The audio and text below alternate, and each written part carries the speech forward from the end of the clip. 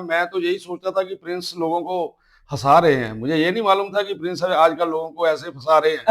ये पहली बार। स्टेट की बात करूं तो अभी आप दिल्ली में देखो, ये ट्रेंड स्टार्ट है कि थोड़े सख्त स्वभाव के रेखा जी हैं वहां पे सीएम। अगर मैं यूपी की बात करूं तो योगी जी हैं सीएम। अगर मैं बिहार की बात करूं तो सम्राट चौधरी जी हैं। असम की बात करूं तो हेमंत बिश्व शर्मा जी हैं वहां पे सीएम। ये सारे सर दबंग सीएम है और सर बुलडोजर चलाओ सीएम है। भगवान करे सभी का सपोर्ट रहे, आप जिंदगी में और तरक्की करें। मैं आपको पर्सनली सीएम के रूप में देख रहा हूँ, तो मेरी ये पर्सनल इच्छा है और मैं आपसे क्वेश्चन कर रहा हूं कि हम आपको कौन से सीएम देखते हैं, बुलडोजर चलाओ या दबंग वाला या नॉर्मल। और सर जब आप मिनिस्टर थे, ये तो होगी जस्टिस प्राप्कर की बात, आपने हिमाचल के लिए क्या क्या किया? सर आप बाई पर्सनैलिटी सर आप स्मार्ट भी हैं, इंटेलिजेंट भी हैं, एनर्जेटिक भी हैं, लेकिन सर प्रेजेंट टाइम में जितने इस बार अभी स्कूल के एनुअल फंक्शन चल रहे हैं जो हुए हैं, उसमें सर आपको चीफ गेस्ट नहीं बुलाया जा रहा है। क्या आप खुद नहीं जाते हैं कि आपको बुलाते नहीं हैं? नहीं नहीं, मुझे बुलाते नहीं है क्योंकि क्योंकि जो हिमाचल प्रदेश को बने हुए अभी 54 ईयर्स हुए और पिछले 54 ईयर्स से आज तक भाई जसमा परागपुर को कभी मंत्री नहीं मिला। आप पहले इंसान बने, आपके रूप में हमें एक मंत्री मिला। जो इस समय की जो सरकार है, उस सरकार की नीतियां और कार्यक्रम आम व्यक्ति के लिए ठीक नहीं है। हम्म। आप 3 वर्ष से सुन रहे होंगे कि इलेक्ट्रिकल बसेज आएंगी, इलेक्ट्रिकल बसेज आएंगी, लेकिन आज तक नहीं आई। आप 3 वर्ष से सुन रहे होंगे कि बसों का एक बहुत बड़ा बेड़ा जो है वो एचआरटीसी में आने वाला है, वो आज तक नहीं आया। बड़ी कम रिक्रूटमेंट हुई है। आपने बीइंग ए मिनिस्टर जसमा के लिए क्या क्या किया? नमस्कार, आदाब, सत श्री अकाल। मैं हूं प्रिंस गर्ग और आप सभी का बहुत बहुत स्वागत है हमारे उस प्यारे से शो में जिसका नाम है बड़का जी आगे। जैसा कि आप सभी को पता है कि हर हफ्ते हम एक ऐसी शख्सियत को आपके साथ रूबरू करवाते हैं जिन्होंने जिंदगी में ऐसा कुछ किया होगा कि उनकी जिंदगी से हमें कुछ सीखने को मिलता है।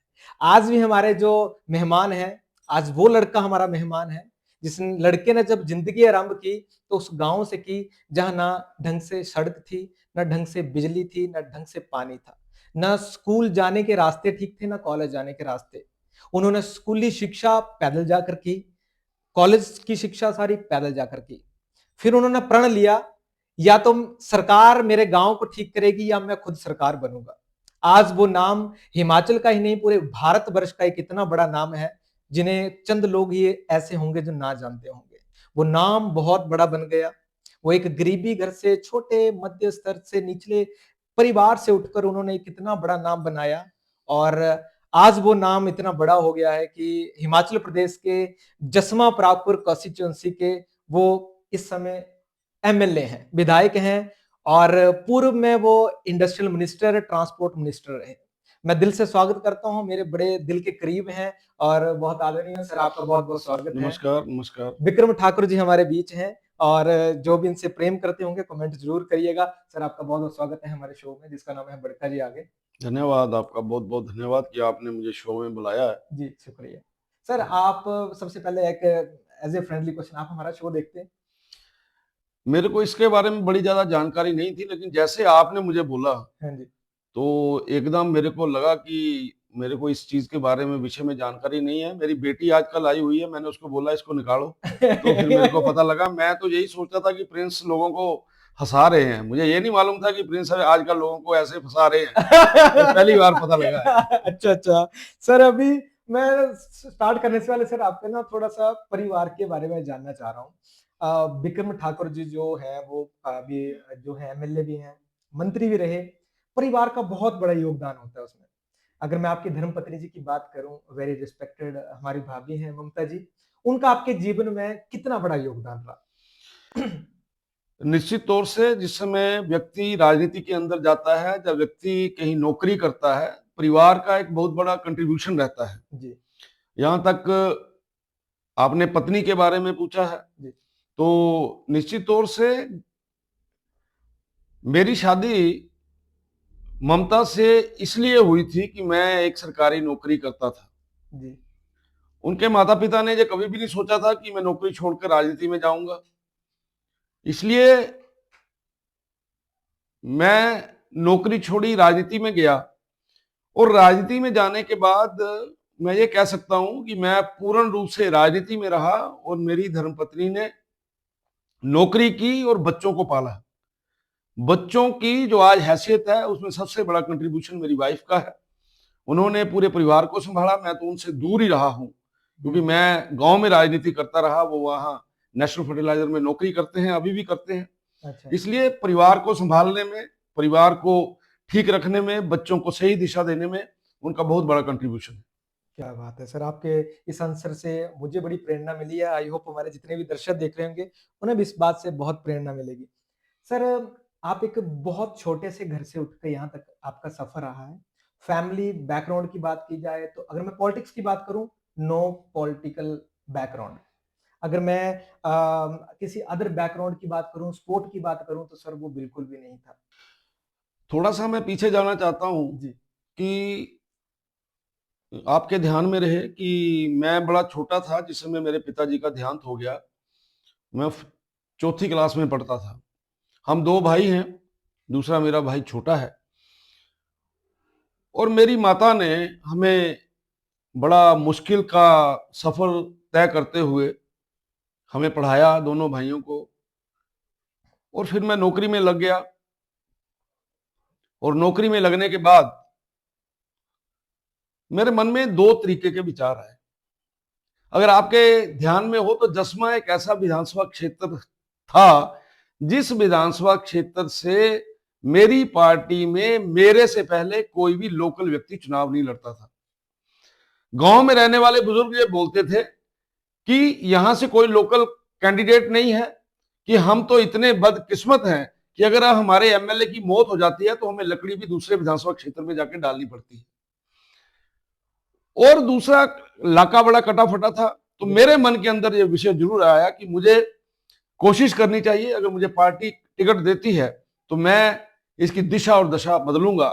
इसी मोटिव के साथ मैंने इसमें एंट्री की है। और भगवान ने मुझे मौका दिया, मैंने चुनाव लड़े। वो चुनाव लड़ने के आगे का सफर आपके सामने है। बिल्कुल। लेकिन निश्चित तौर से जिन विपरीत परिस्थितियों के अंदर मेरी सर्वाइवल हुई है, मैं बड़ा हुआ हूं, उसमें हमने ये कभी भी नहीं सोचा था कि मैं कभी एमएलए का टिकट मिलेगा, मैं कभी एमएलए बनूंगा, मैं कभी मंत्री बनूंगा। लेकिन ये भगवान की अपार कृपा रही, परिवार का बड़ा कंट्रीब्यूशन है। वाइफ के कंट्रीब्यूशन की बात आपने की है, मेरी मदर का बहुत बड़ा कंट्रीब्यूशन है, मेरे गांव के अंदर मेरे चाचा चाची रहते हैं, उनका बहुत बड़ा कंट्रीब्यूशन है। इसलिए मुझे ऐसा लगता है कि ये जरूरी नहीं है कि आप पैदा होते जिन चीजों को तय करते हैं वही चीजें चलती हैं। जीवन के अंदर जिस समय आप कुछ परिस्थितियों को देखते हैं, फिर आप कुछ टारगेट फिक्स करते हैं, और उन टारगेट्स को जब आप अचीव करते हैं और वहां पे काम करते हैं, वो एक एक्सपीरियंस मेरे पास बना है। और ये ठीक बोल रहे हैं आप कि परिवार के अंदर कोई पंच भी नहीं था। बिल्कुल। और आगे भी जो चला हुआ जिस तरीके से, मुझे ऐसा लगता है, क्योंकि ऐसा होता नहीं है कि परिवार हमारे यहाँ है नहीं, कांग्रेस वाला तो नहीं है, मैं नहीं, मेरा बेटा नहीं, उसका बेटा नहीं, अगला बेटा, ऐसा नहीं है। और मुझे काम करने का मौका मिला है और आपने देखा है कि मैं किस प्रकार से काम कर रहा हूँ। आप सर बड़े स्पोर्टेड से इंसान हैं। और मैं एक थोड़ा सा मैं भी पीछे जाना चाहूंगा। जब आप मिनिस्टर थे 2022 से पहले की, 2022 से ये बीच वाला जो समय रहा, उस समय आपको किसी प्रधान ने कॉल किया कि सर कल हम 10 बजे आपसे मिलना चाहते हैं, और आप उस समय दिल्ली से आ रहे थे। ये किस्सा मुझे उन प्रधान जी ने बताया, तो मैं आपसे एक जानना चाह रहा हूँ क्योंकि मुझे इसका सही आंसर नहीं पता और हमारी ऑडियंस को भी पता नहीं होगा। उस समय आपको कॉल किया गया, आप दिल्ली से आ रहे थे, आप रोपड़ पहुंचे थे और आपने कहा कि मैं आज शाम को अपनी फैमिली के साथ छलिंगे की रोटी कने साग कने पड़दा खाना, और मैं कल मिलूंगा 10 बजे। लेकिन 1 घंटे के बाद आपका फिर से कॉल आता है कि मुझे दोबारा से कॉल आ गया और मैं वापस जा रहा हूँ दिल्ली, बहुत जरूरी काम से। अमित शाह जी ने आपको उन दिनों बुलाया था। तो सर ये सारी चीजें मेंटेन कैसे करते हैं? परिवार ने आपके लिए सहयोग तो बहुत की, लेकिन आप जिंदगी में जब बड़े बनते हैं तो आप समय नहीं दे पाते हैं, तो इस सारी चीज को कैसे सॉल्व करते हैं? जीवन के अंदर जिस समय जीवन साथी, हम्म। बच्चे, बुजुर्ग, जब उनमें समन्वय बन जाता है तो कोई भी बात मुश्किल नहीं होती। हम्म। मेरा परिवार जानता है, मेरी प्रायोरिटीज के बारे में उनको पता है, मेरी प्राथमिकताएं अच्छे तरीके से जानते हैं, और मेरा परिवार इन सारी चीजों को एडजस्ट करता है।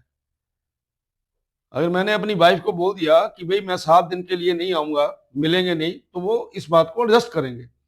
इसलिए ये जो आप किस्सा सुना रहे हैं, तो मेरे लिए प्रायोरिटी दिल्ली हो गई उस समय। बिल्कुल। मक्की की रोटी और सरों का साग जो है वो पीछे चला गया। इसलिए मूवमेंट के अकॉर्डिंगली मैं प्राथमिकताएं जो हैं उनको करता हूं, और मुझे ये लगता है कि ये प्रायोरिटी बननी चाहिए। जब कोई मेरे क्षेत्र की विकास की बात करेगा और मुझे कोई दिल्ली बुलाएगा, और दिल्ली में जाने के कारण से मेरा गांव अच्छा बनता है, मेरा विधानसभा क्षेत्र अच्छा बनता है, तो मेरी प्रायोरिटी बनती है। इसलिए मेरी प्राथमिकता उस समय दिल्ली थी, तो मैं दिल्ली की तरफ कूच कर गया। अब सर आपने तरक्की की बात की आपकी जो सत्ता का समय है वो लगभग 30 साल हो गए, यानी कि मेरी उम्र है जितनी, और हिमाचल प्रदेश को बने हुए अभी 54 ईयर्स हुए, और पिछले 54 ईयर्स से आज तक भाई जसमा परागपुर को कभी मंत्री नहीं मिला। आप पहले इंसान बने, आपके रूप में हमें एक मंत्री मिला। तो जो चुरुंजा पिछले, अगर मैं 54 ईयर्स की बात करूं, जो अंधेरा पड़ा हुआ था, जो छाया पड़ी हुई थी, वो 5 सालों के उस रोशनी से उसको कंपेयर नहीं किया जा सकता। तो अगर आपको दोबारा से फिर से वो रोशनी डालने का मौका मिलता है, तो आप जसमा परागपुर को किस नजर से फिर से उस रोशनी की ओर ले जाएंगे? क्या क्या आपके ऐसे प्लान है, क्या आप करना चाहेंगे? निश्चित तौर से आप अगर जसवा परागपुर के ऊपर एक नजर दौड़ाएं, अभी हमारे विधानसभा क्षेत्र का नाम जसवा परागपुर है। जी। जब ये जसवा था तो उसको एक मंत्री मिले थे, श्रीमती विप्लव ठाकुर जी के रूप में, वो स्टेट मिनिस्टर थे। ठीक है। मैं कैबिनेट मंत्री हूं, कैबिनेट मंत्री तो नहीं मिला, ये ठीक बात आप बोल रहे हैं। जी। लेकिन जसवा परागपुर में जिस समय कैबिनेट मंत्री बनता हूं, तो मुझे पता चलता है कि जसवा परागपुर में कौन कौन सी मेरी प्राथमिकताएं बन सकती हैं। मेरे पास सबसे पहले इंडस्ट्री मिनिस्ट्री मिली, उसके बाद मुझे ये जो टेक्निकल एजुकेशन मिनिस्टर बना, जी। तो लेबर एंड एम्प्लॉयमेंट मिला। तो मैंने उसमें अपने इलाके के अंदर pharmacy college, polytechnical college, model ITI, और फिर मेरे को बाद में ट्रांसपोर्ट मिला, एचआरटीसी डिपो, सड़कें, ये सारी चीजों को मैंने एकदम ठीक करने की कोशिश की। पोली क्लिनिक, हिमाचल प्रदेश के डिस्ट्रिक्ट कांगड़ा के अंदर 2 ही पोली क्लिनिक है, तो एक पालमपुर के अंदर है, एक मेरे है, बन रहा है, अभी बन के तैयार नहीं हुआ। तो मैंने अलग अलग फील्ड्स के अंदर मैक्सिमम उस समय चीजों को करने की कोशिश की है, लेकिन वो 5 वर्ष का समय बड़ा कम होता है। बिल्कुल। उन 5 वर्षों के अंदर जसवा परागपुर के लोगों ने जो सपने संजोए थे, वो तो मैं पूरे नहीं कर पाया कि मैंने बहुत कुछ कर दिया। लेकिन मुझे ऐसा लगता है कि जीवन में जब भी कभी कोई मौका मिलेगा, हेल्थ इंस्टीट्यूशंस जो हैं उनको स्ट्रॉन्ग किया जाएगा। ठीक है जी।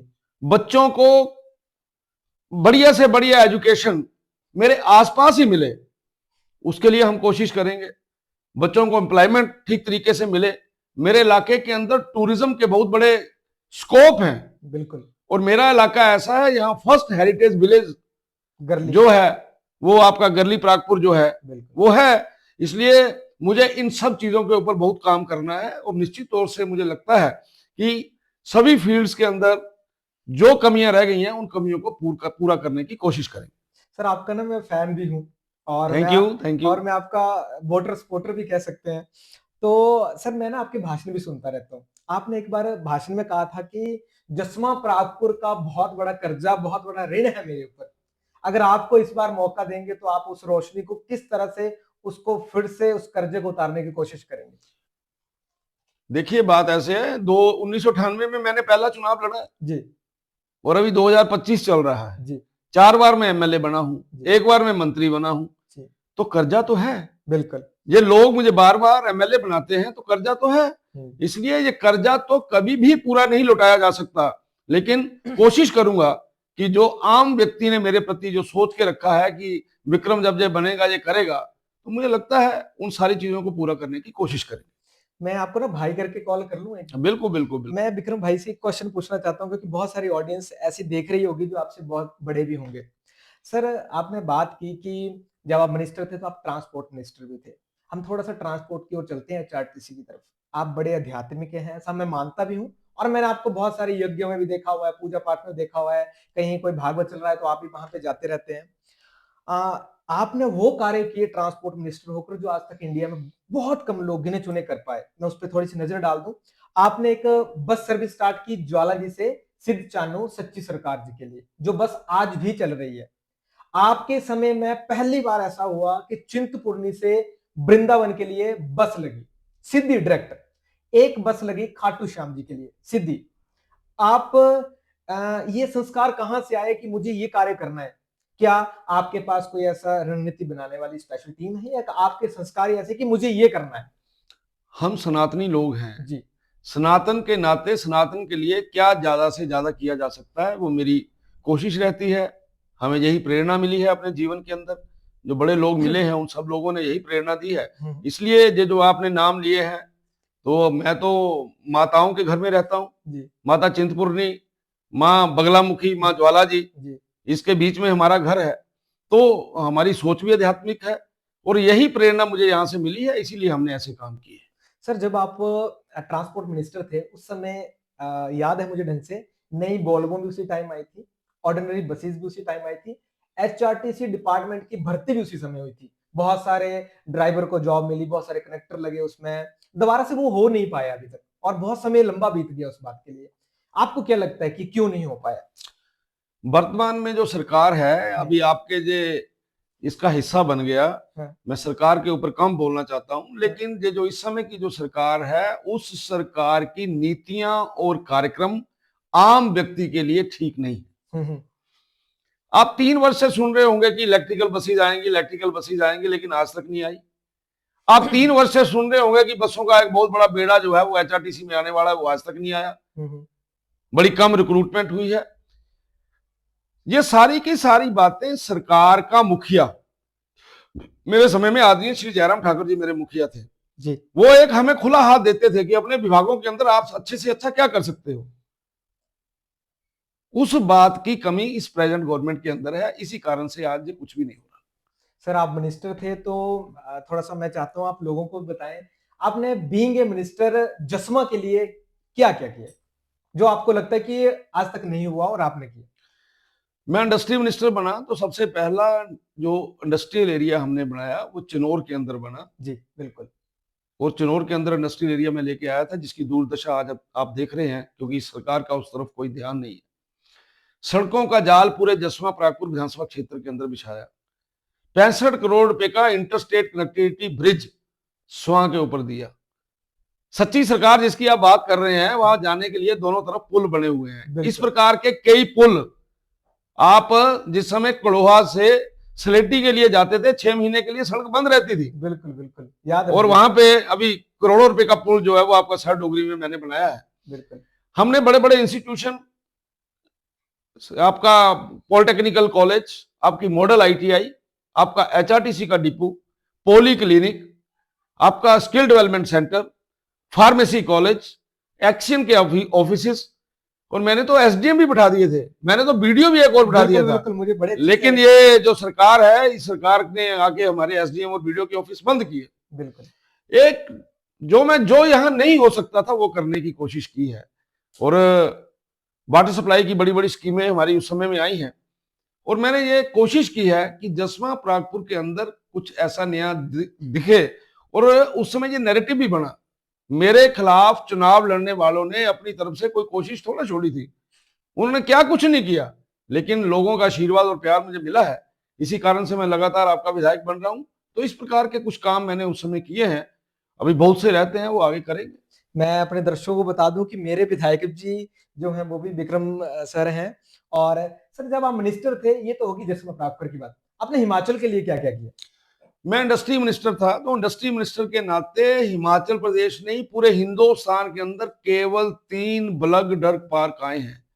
उन तीनों में से एक ब्लड ड्रग पार्क जो है वो ऊना के अंदर जो है वो हमें मिला, हिमाचल प्रदेश को मिला। इसी प्रकार से मेडिकल डिवाइस पार्क आए थे, बड़े कम थे वो भी, उनमें से भी वो एक मेडिकल डिवाइस पार्क हमें यहां मिला।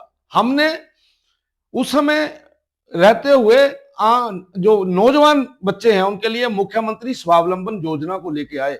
उस मुख्यमंत्री स्वावलंबन योजना के माध्यम से नौजवान अपने पैरों के ऊपर खड़ा हुआ। बिल्कुल। तो इस प्रकार की योजनाएं, इस प्रकार के जो बड़े काम वो हमने किए। हमने ये कोशिश की कि नौजवान, क्योंकि जो नौजवान को सरकारी नौकरियां नहीं मिलेंगी, नौजवान कहां फिट हो सकता है, इंडस्ट्री के अंदर फिट हो सकता है। हमने इंडस्ट्री के अंदर ऐसी पॉलिसीज लेके आए जिसके कारण से ज्यादा इंडस्ट्री हिमाचल प्रदेश के अंदर आई, उसके कारण से नौजवान अपने पैरों पर खड़ा हुआ।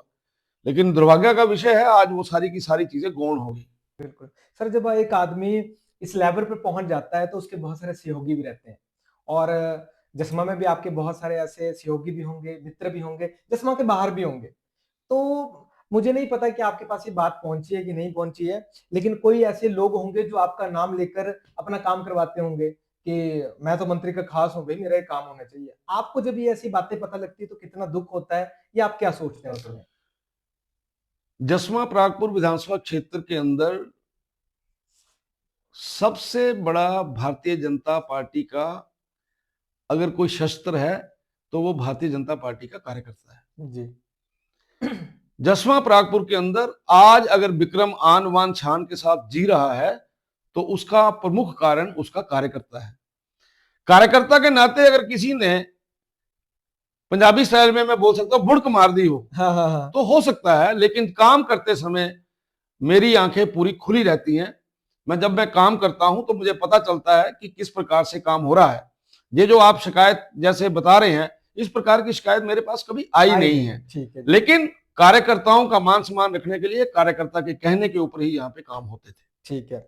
सर आप हिमाचल प्रदेश के जसमा परागपुर से एज़ ए विधायक हैं और वो हिमाचल प्रदेश की सबसे बड़ी जो है वो कॉन्स्टिट्यूएंसी है 105 किलोमीटर की और उसी में एक द्रोहर गाँव गरली है। मैं वहाँ का रहने वाला व्यक्ति हूँ।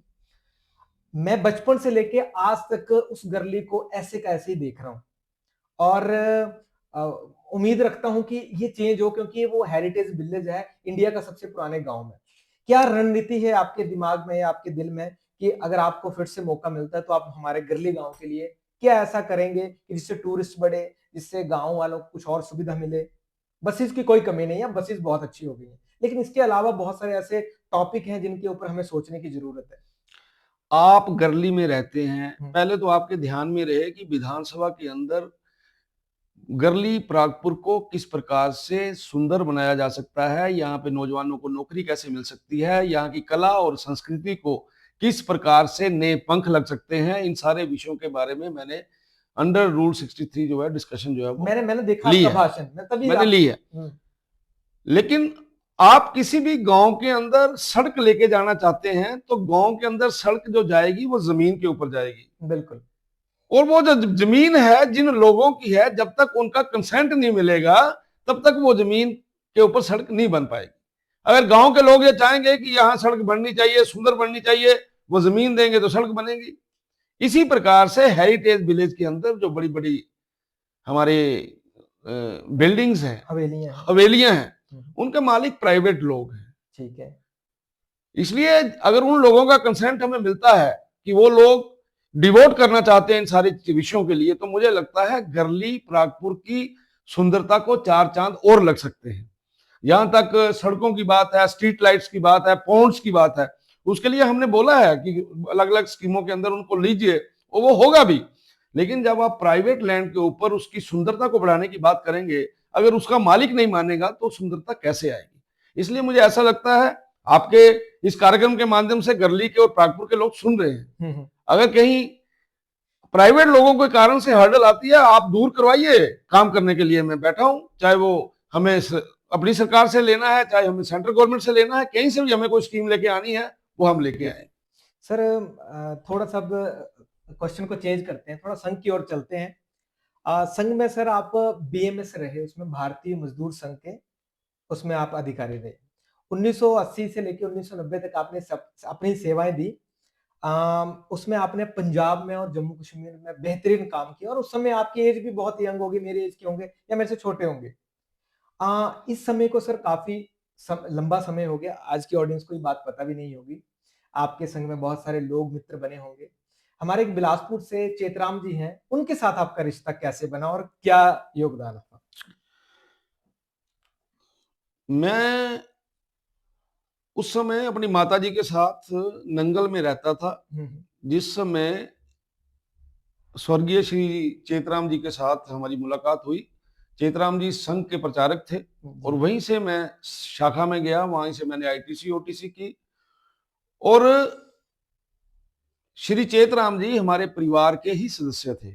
उनको ये मालूम था कि विक्रम का जीवन कैसे कट रहा है, इसके घर में कौन कौन है, इनके पिताजी नहीं है तो जो किस प्रकार से जीवन काट रहे हैं। तो ये जो आप प्रश्न कर रहे हैं, जब मेरे मन के अंदर राजनीति में जाने की बात आई तो मैं उनके पास गया। जब मैं उनके पास गया तो मैंने उनसे ये बोला कि मैं इस प्रकार से राजनीति में जाना चाहता हूं, मेरी मदद करिए। तो उन्होंने मुझे डांट कर बोला कि आपको ये पता है कि आप इतने बड़े कैसे हुए? हम्म। क्या ये जो विषय आपने मेरे साथ लिया है, आपने अपने माता जी के साथ लिया है? अच्छा। तो मैं कुछ नहीं बोल पाया।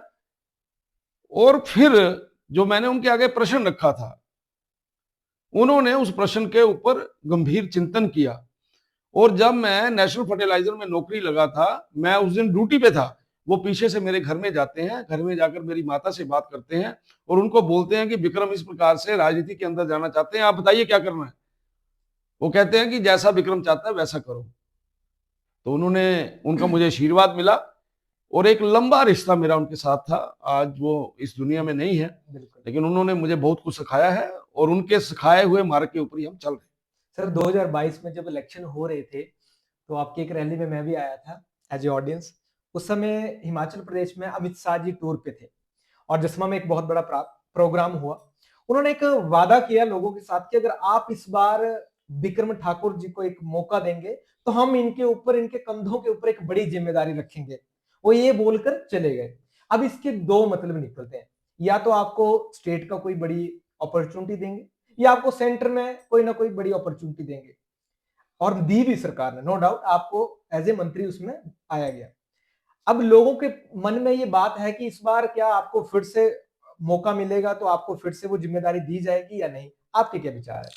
भारतीय जनता पार्टी का परिवार बहुत बड़ा परिवार है। इस परिवार के अंदर किसने क्या बनना है मालूम ही नहीं है। जी।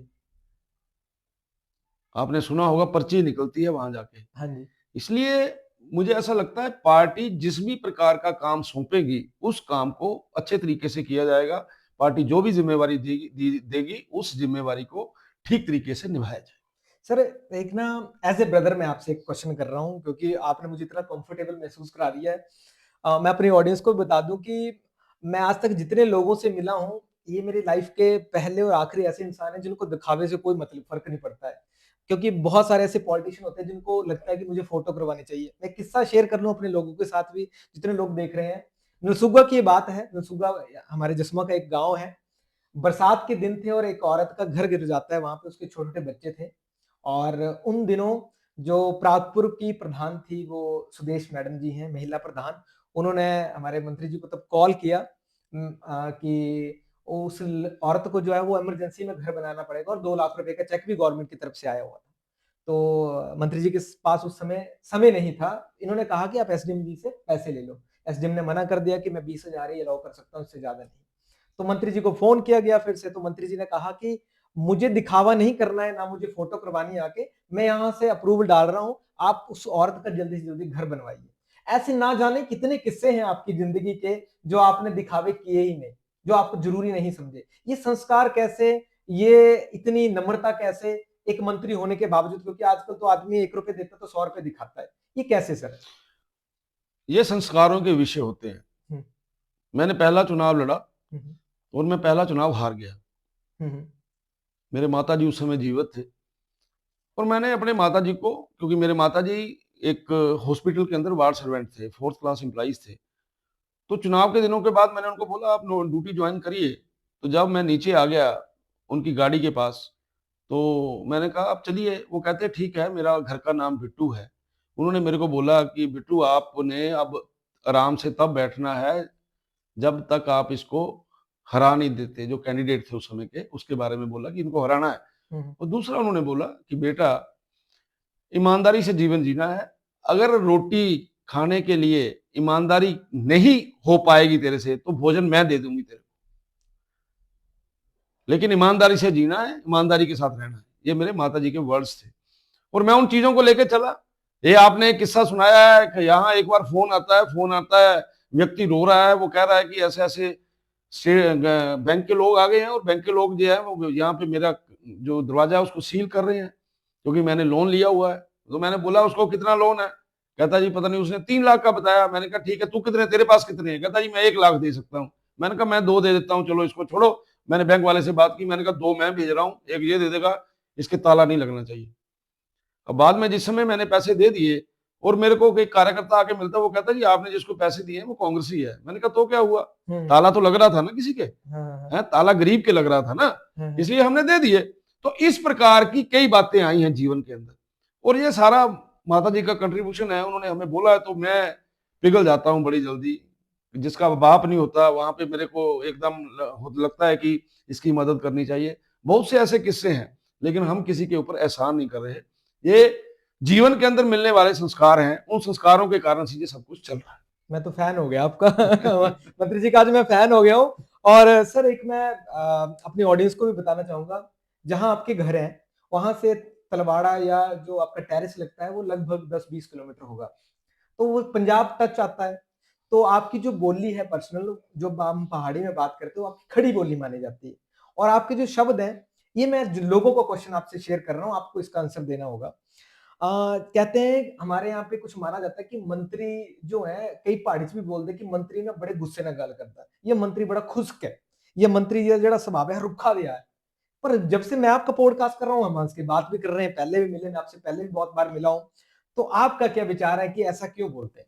निश्चित तौर से आप ऐसे विधानसभा क्षेत्र को बिलोंग करते हैं जहां पर मास्टर वरिंदर जी जैसे नेता हुए हैं।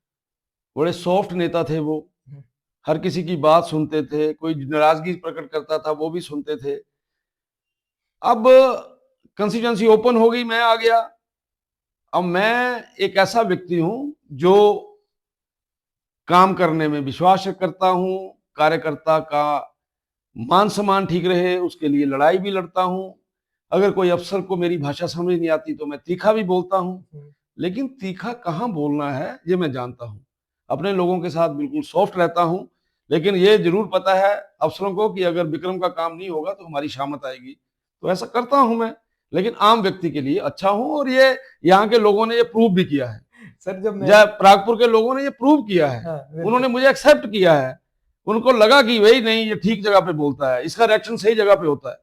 तो ये विषय है, बाकी ठीक है। जो मेरे विरोधी हैं वो इस बात का एडवांटेज लेने की कोशिश करते हैं, लेकिन मैं ठीक हूँ, बिल्कुल कंफर्टेबल हूँ। जब मैं आपके लिए ना एक ये स्क्रिप्ट बना रहा था कि मंत्री जी आएंगे तो मैं उनसे ये क्वेश्चन पूछूंगा, विधायक जी आएंगे तो मैं ये क्वेश्चन पूछूंगा, ये क्वेश्चन अभी मेरे मन में आया, ये मैंने लिखा भी नहीं है। ठीक है। 2019 की बात होगी, मैं एमए सेकेंड ईयर का स्टूडेंट था या एमए फर्स्ट ईयर का, मुझे भी ढंग से याद नहीं है। ढलियारा कॉलेज में मैं स्टूडेंट रहा हूँ, आप उसमें चीफ गेस्ट थे। और मैंने स्टेज से आपसे मजाक में एक चीज बोली थी, मैं आपको थोड़ा सा याद दिला दूं। मैंने कहा था कि मंत्री जी झूठ बोलते हैं, और मंत्री जी तो लोगों ने सीटियां मारी थी, बच्चों ने तालियां मारी, और पूछा कि क्यों, तो मैंने बोला कि मंत्री जी ने पिछली बार जो है वो प्रॉमिस किया था कि मैं प्रिंस गर्ग को खुश होकर 21,000 रुपए दूंगा, और इन्होंने नहीं दिए। मैंने तो जस्ट एक मजाक किया था क्योंकि लोग मुझे ऐसे हास्य कलाकार मानते थे। लेकिन उस समय के बाद जब मैं स्टेज से उतरा और आप स्टेज पे आए, तो आपने नमस्ते बोलने से पहले बोला कि आज मैं सच में खुश होकर प्रिंस गर्ग को 21,000 रुपए देता हूं, और वो मुझे 6-7 महीने के बाद गवर्नमेंट की पॉलिसी के तहत मिले। तो ऐसा तो बहुत सारी जगह हुआ होगा, ये कैसे? ये अब आप तो हमारे पारिवारिक सदस्य हैं, और आप एक आपका कंट्रीब्यूशन है समाज के लिए, आप एक माहौल को बदलने की कैपेसिटी रखते हैं। और आपने वो हंसी में बोली होगी, लेकिन मुझे लगा कि आपने ये विषय बोला है तो मुझे, अगर इनके मन के अंदर ऐसा विषय है तो मुझे पूरा करना चाहिए, तो मैंने ऐसा पूरा किया।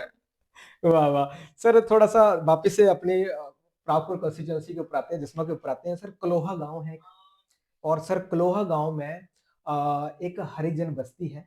वहां पे अगर मैं आज से 5-10 साल पहले चला जाऊं, तो वहां पे अगर कोई बीमार हो जाता था तो हॉस्पिटल पहुंचाना बहुत मुश्किल हो जाता था। अगर किसी की डेथ हो गई तो जो जिस जिसका शरीर लेके आना है मृतक इंसान का, उससे रास्ते नहीं है वहां पे, कि वो इतने टाइट, और वहां पे जगह नहीं है। आप जब मंत्री बने तो आपने वहां पे गांव गांव में सड़कें पहुंचाई, काफी चौड़े खुले खुले रोड बने वहां पे। ऐसे आपको क्या लगता है कितने कितने गांव भी बचे हुए हैं जहां मुझे अभी और काम करना है? मेरा ये मानना है, मैंने पहले भी एक प्रश्न के उत्तर में आपसे यही बात की है, अब गांव में सड़क वहां नहीं है जहां लोग नहीं चाहते,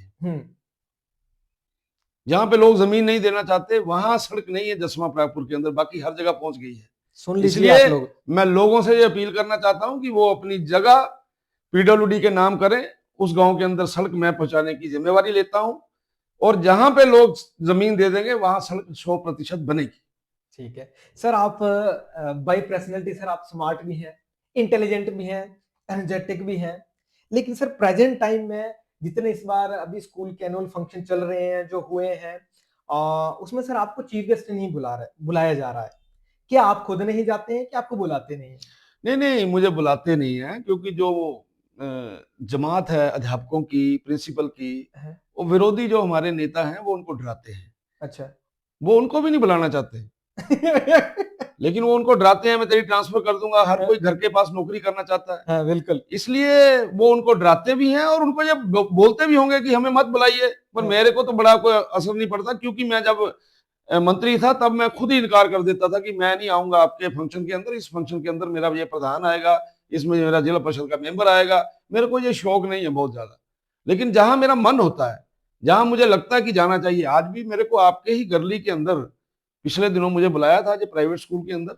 हाँ जी। तो वो प्राइवेट स्कूल वाले दम वाले हैं, नहीं डरते हैं, इसलिए बुला लेते हैं। आज भी मैं किसी स्कूल में आदरणीय जयराम ठाकुर जी के साथ गया हुआ था, दिल्ली कॉन्वेंट स्कूल में। हाँ जी। तो सरकारी स्कूल के अंदर लोग सरकार के साथ खड़े रहते हैं, सरकार के साथ से डरते हैं, इसलिए नहीं बुलाते। वैसे हमें फोन करके बोलते हैं कि सर हमारा मन है कि आप हमारे आओ, पर हम करेंगे। मैं कोई बात नहीं, मजे मजे करो, कोई बात सर बीजेपी का ना एक ट्रेंड है, मैं थोड़ा सा ये लोग भी बहुत खुश होंगे, ये बहुत सोच के बनाया हुआ एक क्वेश्चन है।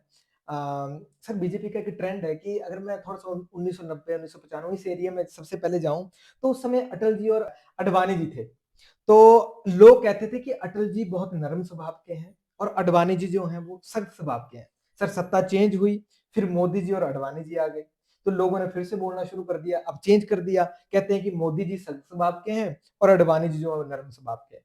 सत्ता फिर से चेंज हुई, फिर मोदी जी के साथ योगी जी आ गए, तो लोगों ने फिर से चेंज कर दिया, कहते हैं कि मोदी जी नरम स्वभाव के हैं और योगी जी सख्त स्वभाव के हैं। अब सर ये जो ट्रेंड चल रहा है, ये बाई स्टेट भी आ गया है। अगर मैं स्टेट की बात करूं तो अभी आप दिल्ली में देखो, ये ट्रेंड स्टार्ट है कि थोड़े सख्त स्वभाव के रेखा जी हैं वहां पे सीएम। अगर मैं यूपी की बात करूं तो योगी जी हैं सीएम। अगर मैं बिहार की बात करूं तो सम्राट चौधरी जी हैं। असम की बात करूं तो हेमंत बिश्व शर्मा जी हैं वहां पे सीएम। ये सारे सर दबंग सीएम है, और सर बुलडोजर चलाओ सीएम है। अगर भगवान करे सभी का सपोर्ट रहे, आप जिंदगी में और तरक्की करें, मैं आपको पर्सनली सीएम के रूप में देख रहा हूं। तो मेरी ये पर्सनल इच्छा है, और मैं आपसे क्वेश्चन कर रहा हूं कि हम आपको कौन से सीएम देखते हैं, बुलडोजर चलाओ या दबंग वाला या नॉर्मल? हाँ, निश्चित तौर से मैं इतना ही इसका जवाब देना चाहता हूं कि आप जो अपेक्षा मेरे से करते हैं वही काम करूंगा। बुलडोजर चलाने वाले जो सीएम। आप अपेक्षा करेंगे वही काम करूंगा। वाह वाह। सर एक मैं आपने पहले एक बात बीच में की थी, मैं उस टाइम स्किप होगी बीच से। सरकार सभी को सरकारी नौकरियां नहीं दे सकती, इट्स नॉट पॉसिबल। लेकिन सरकार ने एमएसएमई के तहत बहुत सारे बिजनेस को लोन देने के लिए नया स्टार्टअप सपोर्ट करती है, वो बहुत अच्छा स्टार्टअप है, गवर्नमेंट करे बहुत अच्छी बात है। लेकिन गवर्नमेंट जब अपनी कोई पॉलिसी निकालती है, या जैसे एमटीएस है आपका मल्टीटास्किंग स्टाफ के लिए जो लोग रखे पीडब्ल्यूडी में, आपके वाटर सप्लाई में, सर उनकी सैलरी आज भी 4500 5000 है, 5500 होगी। आपको नहीं लगता कि सरकार उनके फ्यूचर के साथ कहीं गलत कर रही है, या उनके लिए कोई स्पेशल पॉलिसी बननी चाहिए? क्या विचार है? निश्चित तौर से जिस प्रकार इस प्रकार की रिक्रूटमेंट सरकार करती है, हम्म, तो मुझे ऐसा लगता है इन पर्टिकुलर कैटेगरीज के लिए समय समय के ऊपर कोई ना कोई पॉलिसी बननी चाहिए, जिसके कारण से जैसा आपके मन के अंदर है कि उनका शोषण हो रहा है, तो वो शोषण बंद हो। और ये जो आपने विषय लिया है, इसके ऊपर हम भी समय समय के ऊपर विधानसभा के अंदर इसको उठाते हैं, और ये लोग कई बार कोर्ट में भी चले जाते हैं। कोर्ट भी यही डायरेक्शन देती है कि इनकी पॉलिसी बननी चाहिए। हाँ हाँ। इसलिए जब हाँ हमारी बारी आएगी, हम भी ये कोशिश करेंगे कि शोषण ना हो और इनको किसी न किसी पॉलिसी के अंतर्गत लाया जाए। सर 2022 में बीजेपी ने एक मिशन चलाया, मिशन रिपीट, और उसमें सर पूरे देश में वो चलाया गया कि फिर से बीजेपी। सर बहुत सारे स्टेट में जो है मिशन रिपीट हुआ और सक्सेस भी हुआ, सरकार फिर से बनी। हिमाचल में दूसरी पार्टी ने प्रॉमिस कर दिया कि ओपीएस लागू किया जाएगा और आप हमें सरकार बनाए। सर हिमाचल में मिशन रिपीट नहीं चला, सरकार नहीं आई, लेकिन ओपीएस का वो वादा एम्प्लॉइज जो थे, कर्मचारी जो थे, उन्होंने वोट डालकर सरकार बना दी। अब समय फिर से वापस वो लौटने वाला है, फिर से सत्ता चेंज हो सकती है। आपको क्या लगता है जो कर्मचारी डरा हुआ है कि ऐसा ना हो सत्ता चेंज हुई और फिर से जो ओपीएस वाला इन्होंने मुद्दा स्टार्ट किया फिर से बंद हो जाएगा? आपके क्या विचार है? निश्चित तौर से किसी के मन के अंदर जो विषय आ सकता है कि ऐसा करेंगे, वैसा होगा, लेकिन हर किसी का मैनिफेस्टो होता है। हम्म। मैनिफेस्टो के अंदर सारी चीजें क्लियर होती हैं, हम्म। लेकिन ऐसा कुछ नहीं है कि किसी ने कोई योजना चलाई है उस योजना को बंद किया जाए। इस सरकार की मंशा हो सकती है जो इस समय प्रेजेंट है कि उसने हिम केयर बंद कर दी, सहारा पेंशन बंद कर दी, हम्म। सामाजिक पेंशन बंद कर दी। हमारा ऐसा कोई विचार नहीं। ठीक है। और सर जब आप मंत्री थे, आपने एक सर नई चीज शुरुआत की थी हमारे जसमा प्रागपुर में लोहड़ी फेस्टिवल स्टार्ट किया राज्य स्तरीय, जिसमें सर जब आप मंत्री थे तो उसमें गुरदास मान जी, आपके बड़े बड़े कलाकार रघुवंशी, उसमें मैंने भी परफॉर्म किया है। और जब से आप वहां उस पद से हटे हैं और सरकार चेंज हुई है, तब से वो स्तर नहीं रहा है। और एक मैं as a being a artist आपसे क्वेश्चन चाहता हूं, मेरा डायरेक्ट सरकार से भी प्रश्न है। हिमाचल प्रदेश में जितने भी मेले होते हैं उनमें सर एक पंजाब के कलाकार को बुलाया जाता है जिसे 15 से 20 लाख रुपए दिया जाता है। अगर अगर उस 15 से 20 लाख रुपए को हिमाचल के बहुत सारे आर्टिस्ट को दिया जाए, मैं ये नहीं कह रहा कि आप पंजाबियों को मत बुलाइए, अब बुलाइए डेफिनेटली, लेकिन जो हिमाचल का आर्टिस्ट मोटिवेशन चाहता है, जिसको 10,000 की जरूरत है, आप उसको 50,000 दो, जिससे वो मोटिवेशन होकर और अच्छा करे। अगर मुझे और पैसा मिलेगा मैं इससे बड़ा स्टूडियो बनाऊंगा। तो आपके क्या विचार है? क्योंकि कन्हैया राणा जी बहुत बड़ा नाम है, मैंने उनको कभी पंजाब में 10 लाख रुपए लेते हुए प्रोग्राम करते हुए नहीं देखा। कुलदीप शर्मा जी बहुत बड़ा नाम है, मैंने उनको कभी पंजाब में कि पंजाब के किसी मेले में उनको बुलाया गया हो और 10 लाख रुपए दिया गया हो। आपके क्या विचार है? आपको नहीं लगता ये गलत हो रहा है या इसके लिए पॉलिसी बने? निश्चित तौर से मेरा मेरा जो वर्षन है, मैं तो ये कहना चाहता हूं, किसी भी कलाकार को बुलाइए, पूरे हिंदुस्तान के कलाकारों को बुलाइए, लेकिन हिमाचल का कलाकार टॉप पे रहे, ऐसा रहना चाहिए। हिमाचल के कलाकार को ये लगना चाहिए कि हिमाचल प्रदेश के अंदर जो कला और संस्कृति का कार्यक्रम है, हम इस कार्यक्रम को कर रहे हैं, हमें इज्जत मान ज्यादा मिल रहा है। जब आपको ज्यादा इज्जत मान मिलेगा तो किसी के मन में ऐसा प्रश्न नहीं आएगा। सर जो भी बड़ा आदमी बनता है ना, उसका एक डिसिप्लिन होता है, एक प्रेरणा होती है। मैंने सुना है, देखा तो नहीं मैंने पर्सनली, लेकिन मैंने बहुत सारे लोगों से सुना है कि विधायक जी आज भी जब उन्होंने सुबह 4 बजे अगर शिमला जाना होता है तो वो 3:30 बजे उठ के अपने ड्राइवर को फोन कर देते हैं और बोलते हैं मेरे को अगले मोड़ पे मिलना, उन्होंने सैर करनी होती है। तो क्या वो डिसिप्लिन कैसे इतना आपके पास स्ट्रांग है? क्या अभी भी वो जारी है? नहीं, मैं अभी सुबह का तो सारा कट ऑफ किया हुआ है, लेकिन मैं शाम को लगातार इस काम में करता हूँ, सैर मेरी होती है। ये भी बात आपकी ठीक है कि एक बार गाड़ी में आगे भेज देता हूँ 4-5 किलोमीटर और मैं बोलता हूँ कि मैं पैदल आ रहा हूँ, क्योंकि आपका मन अगर स्वस्थ है, आपका शरीर अगर ठीक है, तभी आप लोगों की बात को ठीक तरीके से सुन सकते हो। नहीं तो कोई दूसरा बात करेगा, आप इरिटेट हो जाएंगे क्योंकि आपका शरीर ठीक नहीं है। बिल्कुल। इसलिए इसको मेंटेन करने के लिए ये सारी चीजें जो आप बोल रहे हैं, है। ये मेरे जीवन का अंग है, ये मुझे करनी ही पड़ती है और करनी भी चाहिए। बिल्कुल। सर आप एक छोटे से परिवार से उठ के एमएलए बने, एमएलए से आप मिनिस्टर बने, मिनिस्टर से आज फिर आप एमएलए हैं। आप इसको कामयाबी समझते हैं कि कामयाबी का part? What is your success in your life? देखिए, व्यक्ति लगातार जीवन के अंदर समय समय के ऊपर टारगेट्स लेता रहता है। बिल्कुल। मैंने अपने जीवन में कभी ये सोचा नहीं था कि मैं मंत्री बनूंगा, मैं मंत्री बन गया। बिल्कुल। जब मैं मंत्री बन गया तो मेरे लक्ष्य बदल गए, मुझे ये लगा मुझे ये करना है। और अभी मैं एमएलए हूँ, ओपोजिशन में हूँ। अब मैं ओपोजिशन के अंदर बढ़िया से बढ़िया क्या कर सकता हूँ, मैं उस काम में लगा हूँ। मुझे सरकार को घेरना है, मेरा रोज बयान आता है, आप देखिए, कोई अखबार खोल के देख लीजिए, मेरा डेली बयान आता है। इसलिए जिस प्रकार की परिस्थितियां हैं उसी प्रकार के लक्ष्य तय करके आगे चलता हूं। इसलिए आगे आने वाले जीवन के अंदर भी जिस प्रकार की परिस्थितियां होंगी, सरकार के अंदर कोई स्थान मिलेगा तो उस प्रकार के टारगेट्स लेके चलेंगे। सरकार के बाहर बैठने का समय आएगा तो सरकार के बाहर बैठकर हम किस प्रकार से जसवा परागपुर की जनता जनार्दन की बात को विधानसभा के अंदर और बाहर रख सकते हैं, वैसा टारगेट लेके चलेंगे। सर आप बहुत इंस्पिरेशन आइकॉन है इस टाइम, और बहुत सारे यूथ आपकी तरह भी बनना चाहते हैं। तो उस यूथ को कहीं ना कहीं ये लगता है कि मेरे पास पैसे नहीं है, मेरे पास सहूलतें नहीं है, वो आपके जीवन से इंस्पायर होकर क्या आज के समय में भी वो वैसी मेहनत कर सकता है? तो उसे किन बातों का ध्यान रखना चाहिए? व्यक्ति को जीवन में टारगेट लेके चलने हैं। बड़े बड़े लोग हिंदुस्तान के अंदर, बड़ी बड़ी हस्तियां जो किसी स्तर के ऊपर पहुंचे हैं तो उनकी जेब में पैसे नहीं थे, उनका बाप कोई अमीर व्यक्ति नहीं था, उनके परिवार की परिस्थितियां उस समय उनके अनुकूल नहीं थी। इसलिए मुझे ऐसा लगता है लक्ष्य लेके चलिए। जब आप लक्ष्य लेके चलेंगे, टारगेट लेके चलेंगे, भगवान भी आपकी मदद करेगा। अगर आप मेहनत करेंगे तो आप उस लक्ष्य को पार करेंगे, उस तक आप पहुंचे। सर आपने लक्ष्य की बात की, और लक्ष्य का सबसे बड़ा जो इंसान होता है, एक जीवन जीवन में एक इंसान होता है, गुरु बिना ज्ञान नहीं, गुरु बिना मंजिल नहीं। आपके जीवन में गुरु का अहम रोल और आपके गुरु। देखिए ऐसा है कि मैं अलग अलग कैटेगरीज में आपको विषय को समझाता हूं। आपका जन्म होता है तो गुरु बाप होता है, बिल्कुल। तो परिवार के अंदर। बिल्कुल। और हमें तो पिताजी के चेहरा भी याद नहीं है, क्योंकि बड़ी छोटी उम्र में वो हो गया। तो हमारी माँ ने हमारा पालन पोषण किया, वहां तो हमारे माताजी ही गुरु थे। उसके बाद आप आगे चलते हो, जैसे आपने आरएसएस की बात की, तो वहां पे हमें आदरणीय चेतराम जी मिल गए। उसके बाद हम विद्यार्थी परिषद के अंदर आए, तो विद्यार्थी परिषद के अंदर श्री महेंद्र पांडे जी, जो उस समय हमारा पूरा विद्यार्थी परिषद का काम देखते थे इस नॉर्थ जोन का, वो आ गए। उसके बाद राजनीति के अंदर जिसमें आए तो आदरणीय श्री प्रेम कुमार धूमल जी मिले, जिन्होंने हमें वहां से उंगली पकड़कर जहां तक पहुंचाया। तो इसलिए अलग अलग परिस्थितियों के अंदर अलग अलग व्यक्तियों का अलग अलग स्थान है। बिल्कुल। तो ये समय समय के ऊपर जो जो जिस लाइन में आया, मैंने उन सभी की बात की है, चाहे वो विद्यार्थी परिषद हो, भारतीय मजदूर संघ एक बीच में रह गया।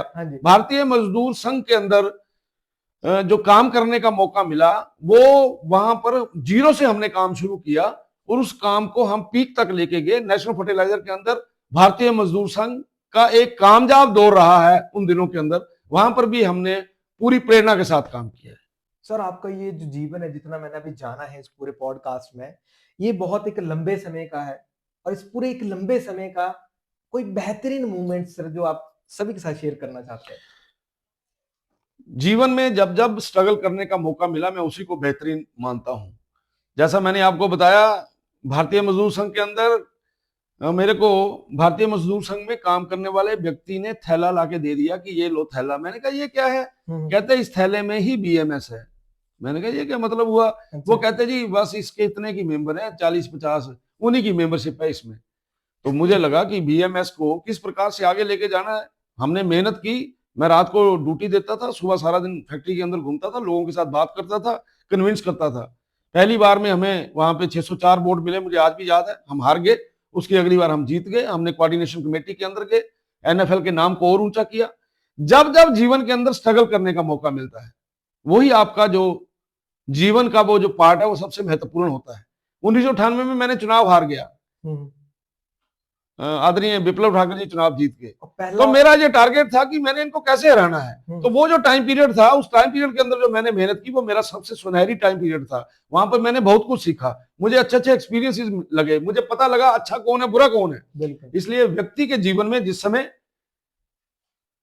टफ टाइम आता है, वो ही एक अच्छा टाइम माना जाता है, वो ही अच्छे क्षण माने जाते हैं। सर एक और आपसे एक क्वेश्चन करना चाहता हूं मैं लोगों की तरफ से।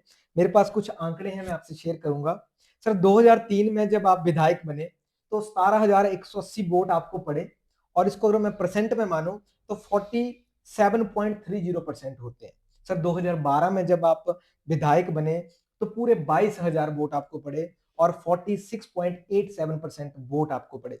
2017 में आप फिर से विधायक बने, उस समय आप मंत्री भी थे 2017 के टाइम में, 2017 में थे सर, और उस समय आपको सर जो वोट पड़े वो 23,583 वोट पड़े और 45.59% आपको वोटिंग हुई। सर 2022 में आप फिर से विधायक बने, 22,658 वोट पड़े आपको, और सर उस समय जो ये आंकड़ा है वो 38.27 हो गया। सर ये समय के हिसाब से और मंत्री बनने के बाद ये आंकड़े बढ़ने चाहिए थे, ये कम क्यों हुए? हिमाचल प्रदेश के अंदर 11 मंत्री थे आदरणीय जयराम ठाकुर जी की सरकार में। बिल्कुल। उन 11 मंत्रियों में से 9 मंत्री हार गए, केवल 2 मंत्री जीते, एक विक्रम ठाकुर और एक सुखराम चौधरी। इसलिए जो भी परसेंटेज आई है वो रिस्पेक्टफुल है, क्योंकि कोई बचा नहीं, हम बच गए। सर नेक्स्ट टाइम इस परसेंटेज को लेकिन इसके साथ साथ विपरीत परिस्थितियों के अंदर जहां चुनाव लड़ा है, आप तो मेरे वेल विशर हैं, आप तो हमेशा कहेंगे विक्रम जीतेगा, लेकिन पिछली बार कोई भी नहीं बोलता था कि हम बचेंगे। लोग तरह तरह की बातें करते थे, लोगों ने ऐसे ऐसे शुगवे छोड़े हुए थे, जहां पे करोड़पति आ गए चुनाव लड़ने के लिए, उन्होंने क्या क्या लोगों को सहजबाग दिखाए, पूरी दुनिया को नौकरी दे देंगे, इस प्रकार की बातें हुई, हर घर के अंदर कंप्यूटर आ जाएगा, इस प्रकार की बातें हुई। लेकिन फिर भी दुनिया हमारे साथ खड़ी रही। आगे के लिए बेहतर करेंगे, अच्छा करेंगे, उसका अच्छा रिजल्ट है। क्या बात है। और सर इस सारे जीवन से आप सर आज के यूथ को क्या मैसेज देना चाहते हैं? कोई स्पेसिफिक मैसेज? यूथ को वही विषय पे आता हूँ, टारगेट फिक्स करने हैं, यूथ को मेहनत करनी है, यूथ को अच्छी सोसाइटी के अंदर बैठना है, यूथ को नशे से दूर रखना रहना है।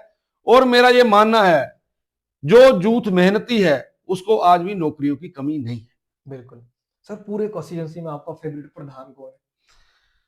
फेवरेट प्रधान तो आपके ही हैं, जो आप महिला की बात कर रहे थे पहले, अभी आपने फेवरेट प्रधान की बात कर ली, हाँ। अभी प्रधान वो उनका आप दोनों बता दीजिए, ये प्रधान भी और ये महिला प्रधान भी। ये प्रधानों में से काम करने के विषय, कामों को समझने के विषय के अंदर स्वर्गीय आशाराम जी प्रधान रहे हैं हमारे। हाँ जी। वर्तमान में अभी एक अपने भीष्म जी प्रधान रहे हैं। भीष्म जी तो अभी इस दुनिया में हैं, लेकिन आशाराम जी का स्वर्गवास हो गया है। मैंने अच्छे प्रधान देखे हैं, काम करने के तरीके, मेहनत, लगातार 2-2, 3-3, 4-4 बार प्रधान बनना, ये उनका ऐसा विषय रहा है। और महिला प्रधान की आप बात करते हो तो बेबाक अगर महिला प्रधान आपने कोई देखी है तो आपकी अपनी प्रधान है। वो ठीक तरीके से बात करती है, उसको पीछे कांग्रेसी डरा रहे थे, उसने कैसे जवाब दिए, ठीक है, उसका काम करने का तरीका बढ़िया है। और सर जब आप ज़िंदगी में कुछ राइज़ करते हैं, आप मिनिस्टर पद पे रहे, विधायक हैं और जिस स्कूल में आप पढ़े, जिस कॉलेज में आप पढ़े, वहाँ पे आपको चीफ गेस्ट जाने का मौका मिला। सर कैसा अनुभव होता है उस समय? क्या सोचते हैं आप उस समय? मैं एसबीएसडी कॉलेज भटोली में मैंने बीएससी की है, वहां पर भी मुझे चीफ गेस्ट बनाया गया, वहां भी मैं गया था। हाँ जी। और जिस स्कूल में मैं पढ़ा हूँ, जहाँ सीनियर सेकेंडरी की है, वहां पर भी चीफ गेस्ट बनाया, वहां पर भी मैं गया हूँ। जीवन के वो सुनहरे पल मुझे याद आते हैं। मुझे ऐसा लगता है कि वो जो जिंदगी वहां पे हम जी रहे थे, जो उस समय के हमारे मित्र थे, जो उस समय के हमारे टीचर्स थे, उस प्रकार का वातावरण हमें दोबारा नहीं मिलता। ऐसा लगता है कुछ खो गया है जब हम वहां जाते हैं। तो स्नेह प्यार तो हमें बहुत मिला, अपने गुरुओं से भी मिला और अपने साथियों से भी मिला। और अभी भी जब मैं पुराने साथियों से मिलता हूँ, वो बड़े खुश होते हैं कि यार ये तो एमएलए बन गया, मंत्री बन गया, बात तो वैसे ही कर रहा है। तो ये अच्छा लगता है, हाँ। अपने लोगों में जाते हैं तो बड़ा अच्छा लगता है। सर जब आप कुछ ज़िंदगी में बहुत बड़ा अचीव कर लेते हैं, जैसे आप विधायक थे, हैं और भगवान करे आगे भी रहें और सब जब आप मंत्री बने, तो 10 गाड़ियाँ आगे चलती थी, 10 गाड़ियाँ पीछे चलती थी, आपकी गाड़ी बीच में चल रही है। लेकिन अंदर से कहीं न कहीं तो आप वही गाँव से निकले हुए व्यक्ति हैं और वही मन है, वही आपका सोच है। अगर आपकी गाड़ी चल रही है और आपको गोलगप्पे की रेहड़ी दिखती है, तो आपका दिल करता है मैं गोलगप्पे तो खाने हैं, पर आपके मन में हज़ारों क्वेश्चन आते हैं कि 15 गाड़ियाँ खड़ी होंगी, लोग कैमरा लेके आ जाएँगे। सर उस समय मन कैसे मारते हैं? जो मन में आता है वही करता हूँ। अच्छा, रुक जाते हैं। जो मन में आता है वही करता हूँ। परिस्थितियां जैसी भी बने, जैसा भी हो, इन चीजों की परवाह नहीं करता हूँ। सर एक विधायक को बहुत सारे कॉल आते हैं और मैंने आपके बहुत सारे जो हैं वो इंटरव्यू देखे हैं, मीडिया पे देखता रहता हूँ आपको। आप सभी को अपना नंबर बाँटते रहते हैं, तो बहुत सारे कॉल भी आते होंगे। अगर हमारे 79 1859 हमारे वोट हैं, हमारी कॉन्स्टिट्यूएंसी के लमसम इसके आस-पास हैं, तो बहुत सारे लोग हैं जो आपको फ़ोन करते होंगे। आप फ़ोन पे बहुत सारे लोगों की हेल्प करते हैं। सर मैनेज कैसे करते हैं? नहीं, जैसे मैंने अभी आपके पास बैठा हूँ ना, जितने फोन आए हैं ना, हाँ। गाड़ी में बैठूंगा सारे कर दूंगा। जहां जहां मुझे समय मिलता है, जब मैं गाड़ी में बैठता हूँ अपनी कंस्टिट्यूंसी के, अभी मेरे को कोई भी व्यक्ति ये शिकायत नहीं करता कि एमएलए ने हमारा जवाब नहीं दिया। हैं। आपने भी कॉल की थी तो बैक कॉल आई होगी बिल्कुल, आपको। बिल्कुल, बिल्कुल। तो इसलिए मैं बैक कॉल कर लेता हूँ, सबसे बात कर लेता हूँ, जिसकी जो जरूरत होती है उसको पूरा करने की कोशिश करता हूँ, मदद करने की कोशिश करता हूँ, उसको ये एहसास कराता हूँ कि तेरा कोई दुनिया में कोई नहीं है तो विक्रम तेरा है। हाँ जी। तो ऐसे गाड़ी चली हुई है। सर आदमी ना जब बड़ा बन जाता है, तो उसे तू बोलने वाले लोग लगभग खत्म होने लग पड़ते हैं। क्या आप विक्रम ठाकुर जी के जीवन में अभी भी तू बोलने वाले लोग हैं या नहीं हैं? हाँ बिल्कुल है, तू वही बोलता है जो अपना होता है। हाँ जी। और मेरे जो मित्र मेरे को मिलते हैं, बहुत से ऐसे दोस्त हैं मेरे, वो मेरे साथ जब तू तड़ाक करते हैं मुझे बहुत अच्छा लगता है। अच्छा, परिवार के अंदर भी अगर कोई मेरे को तू करके बोलता है तो बहुत अच्छा लगता है। कम हो गए हैं, कम हो गए। कम हो गए हैं, क्योंकि बच्चे हैं वो तो पापा को पापा ही बोलेंगे, हाँ जी। मिसिज है वो भी रिस्पेक्टफुल वे से बात करेगी। जैसे मैंने कहा, मेरे बुजुर्ग हैं, चाची हैं, वो हमें तू बोल देती है। अच्छा लगता है कि तू बोलने वाला कोई है। माता जी का तो वो भी 6 महीने पहले स्वर्गवास हुआ, नहीं तो तू वहीं से निकलता था। हाँ जी। तो इसलिए तू बोलने वाले कम हो गए। कम हो गए। सर जाते-जाते सर हमारे जितने भी दर्शक यहाँ से देख रहे हैं, इस पॉडकास्ट के माध्यम से जो उन्हें सुनने को मिला, उन्होंने देखा, कमेंट्स भी किए होंगे। सर उनके लिए कुछ स्पेशल मैसेज जो आपके मन की बात है, जो आप लोगों तक पहुँचाना चाहते हैं हमारे इस शो के माध्यम से, तो मैं चाहता हूँ आप ज़रूर शेयर करें। जसवां परागपुर विधानसभा क्षेत्र के अंदर लगातार 4 बार आप लोगों की सेवा करने का मौका मिला है। मेरी ये कोशिश रही है कि हर किसी के काम आऊं, हर किसी की बात को सुनूं, हर किसी की बात को गंभीरता से लूं, और इस कोशिश में कहीं ना कहीं ऐसा भी हो सकता है कि कोई कमी रह गई हो। मैं सभी भाइयों और बहनों, नौजवान मित्रों से यही निवेदन करना चाहता हूं कि आप अपने काम में लगते लगते साथ साथ में अपने भाई को, उसमें क्या कुछ कमियां हैं, उन कमियों को कैसे दूर किया जा सकता है, मेरा जसवां परागपुर आगे कैसे बढ़ सकता है, समय समय के उनके सुजेशन, समय समय के उनकी कॉल्स, समय समय के साथ उनके साथ बैठक होती रहे। और मुझे ऐसा लगता है जब आप लोग पूर्ण रूप से मुझे सहयोग देंगे तो निश्चित तौर से जसवां परागपुर एक दिन हिमाचल प्रदेश के अग्रणी विधानसभा क्षेत्रों में से एक होगा। वाह, वाह, धन्यवाद। वाह! वाह, वाह! दोस्तों आई होप आपको हमारा ये पॉडकास्ट बहुत पसंद आया होगा। आप हमारे चैनल को सब्सक्राइब कर लीजिए, लाइक कर लीजिए और शेयर ज़रूर कीजिएगा। तब तक के लिए राधे-राधे, शुक्रिया जी, धन्यवाद।